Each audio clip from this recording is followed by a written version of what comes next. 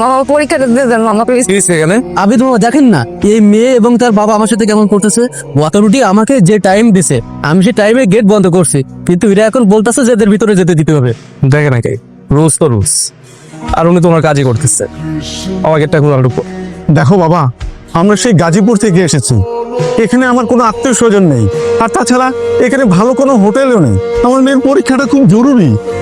Uncle এবার তো আর হবে না, সেকেন্ড টাইম চান্স আছে তখন দিন। আর ভার্সিটির অভাব আছে রাখি, এটা ভুলবো না বাবা তুমি। ভাইয়া আমার মা নেই, আমার মায়ের অনেক স্বপ্ন ছিল আমি ইউনিভার্সিটিতে পড়বো।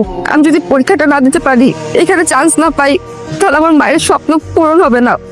আমার মায়ের আত্মা কষ্ট পাবে ভাইয়া। মামা গেটটা খুলো। মামা কি বলতেছেন আপনি?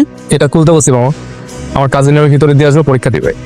এখনই তো কথা বলা শুরু করলেন, 1 সেকেন্ডের ভিতরে কাজিন হয়ে গেল। হ্যাঁ 1 সেকেন্ডে কাজে নিচ্ছে। আঙ্কেল আমি ওকে ভিতরে দিয়ে আসছি, আপনার কোনো সমস্যা নেই তো? না বাবা, আমার কোনো সমস্যা নেই। হ্যাঁ সমস্যা। খাবো, আমার হাতটা একটু দিবেন। এখন কোনো সমস্যা আছে? না এখন আর কোনো সমস্যা নেই। তো খুলো গেটটা। জীবনে কোনো ছেলে প্রথম আমার হাত ধরলো, আমি সত্যি অবাক। একটু আগে কাঁদছিলাম ভেতরে ঢুকতে পারবো না ভেবে, আর এই ছেলেটা আমার হাত ধরে নিয়ে যাচ্ছে। ক্যাম্পাসের প্রভাবশালী কেউ হবে।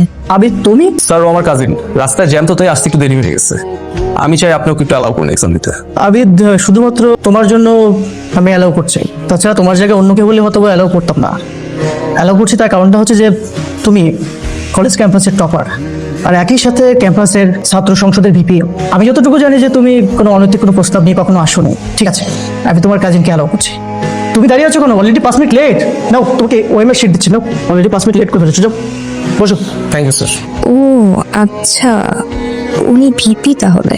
তাই তো বলি এত দাপট।